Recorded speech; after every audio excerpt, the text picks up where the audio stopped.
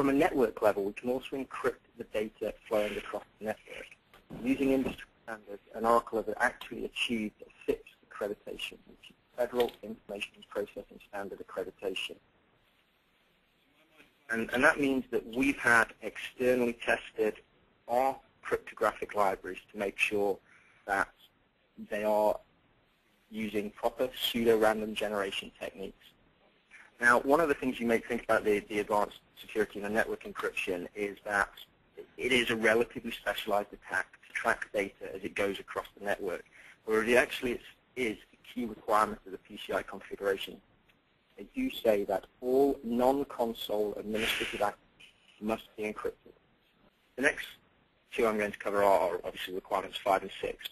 Update virus software. Clearly, there's nothing Oracle can provide in the virus software area, but develop and maintain secure systems is clearly a key requirement. And making sure that once we've developed a system, we've hardened it, and we've deployed it, that we keep on top of the security of that system, and we constantly maintain it and improve the security and test against it as well. One of the key tools Oracle can provide in this is what we call the configuration management pack. It's a portion of the Oracle grid control solution. And the first thing this allows us to do is actually get a handle on what we've got out there. And that's something I found talking to many organizations that they're just not aware of. How much Oracle do they have? How much Microsoft do they have? What releases are those on? And they're also not able to quickly and automatically validate those solutions against a preferred build, all of the best practices. And that's what we'd like to do, to be able to have this, what is known as continuous enforcement of these systems, to avoid people having to manually run scripts on a monthly, quarterly, or annual basis to check the compliance of these systems against our best practice.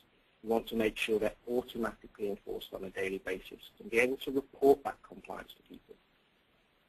Many of you are probably aware that from an Oracle perspective, we actually release our patches on a quarterly basis. We have these critical patch updates which are released every 3 months. Again, PCI requires that those are applied within typically 1 month of release. And that becomes a fairly hefty overhead for organizations to deal with, especially if you're not familiar with where those patches are required to be. The 1.2 release of PCI slightly restricts that and says that they still have to be applied within a month, but only based on severity.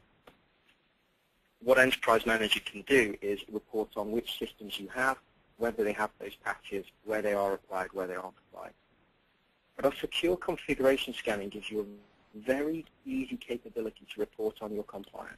And especially when you're going through consolidation projects that might come out of mergers and acquisitions activity that's been happening. You want to know as you bring new systems in, how they perform against your best practice inside the organization.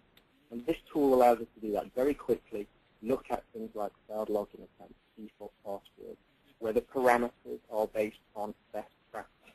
And all of that is a key portion of the PCI requirement.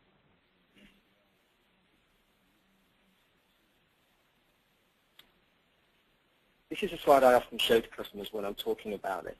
Most of what we're actually tracking through this tool isn't rocket science, exactly like it says on the slide, but it is time consuming. PCI does require that you have password complexity in place, that you're not using default passwords, that you're assigning a unique ID to each user, that you're providing things like password agent services. And you could absolutely check all of this yourself, but it's going to take a large amount of time. Just because on a Monday morning you check and there are no default passwords, doesn't mean there aren't any on Tuesday or Wednesday. What we'd like to have is a tool that automatically checks on a daily basis, extracting away. And that's exactly what the configuration management is designed to do. So as well as determining differences between database configurations, so why does this system perform in a different manner to this, tracking compliance against the best practice build, looking at both the host, the operating system, as well as the Oracle configuration itself, we can enforce these best practices. And whilst much of what we're going to talk about from a PCI perspective is security, we actually ship well over 200 policies broken down into 3 categories: security, configuration, and storage. That allows us to check you're doing Oracle-defined best practices, very heavily aligned against things like COVID as well.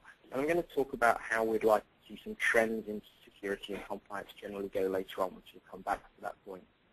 One of the things we've seen in our own internal studies of using Configuration Manager in the Oracle data center, which is obviously one of the world's largest data centers, that we've seen up to an 80% reduction in labor. Now, from a DBA's perspective, DBAs absolutely shouldn't feel threatened by that. Administrators shouldn't in any way see that as a threat to their job. It's purely allowing them actually to get on with more valuable work, which right now in these recessionary times might mean other projects which therefore reduce the organization's operational expenditure or open new revenue streams as well. For any of you who've looked at Oracle's Critical Patch Advisory, actually getting access to what patch you require can be quite difficult. Each different operating system and each different release of Oracle you have requires a totally different patch number to be downloaded. We don't want to have to manually search to find that. We want a single place to go, and the console through configuration management will instantly tell us which patch we require to solve the problem. You can see on the right-hand side how the number of homes affected by a patch is clearly visible and allows us to articulate the extent of that patching and how much effort we're going to have to put into that.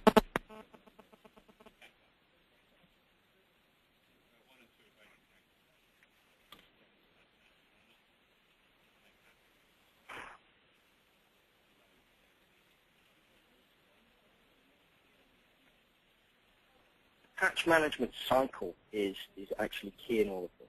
So what the configuration management pack, in conjunction with what we call the provisioning pack, allows us to do is actually have an automatic link to Oracle Metalink where update information is stored. Then analyze all of the core systems without sending any sensitive data to Oracle.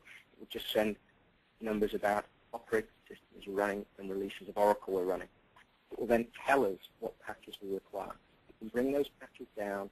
We can automate the application of those through test systems, test the patching process, and then we can promote those up to staging servers, patch live systems if we want to, UAT systems, verify they're successful, and then throughout the cycle we can then bring those back into our golden builds. So every single release of a piece of software we have comes with the latest security patch applied to it automatically. So another key to this is actually deploying properly standardized builds. And that, again, is something that the provisioning pack allows us to do. We can take copies of existing installations, or we can build installations from scratch. That means that when we deploy the next time around, all of the best practices gone into that build. So again, we're following another key PCI requirement, which is deploy secure configurations. And actually, in some ways, taking the margin for human error out of that system by having them deployed by an automated solution. Then once we've built the system, being able to compare it against the library of best practices to ensure that all the appropriate practices have actually been in place. With that, I'd like to hand back to Alison. Thank you. Thanks, James. That's good. Apologies if the sound quality has gone down a little bit when James came on. He's remote from us here, so the connection isn't that great, but we shall try and improve that as we carry on forward. So we've looked at 3 of the 6 primary areas of the requirements of the PCI Data Security Standard. I'm going to move on now and look at this.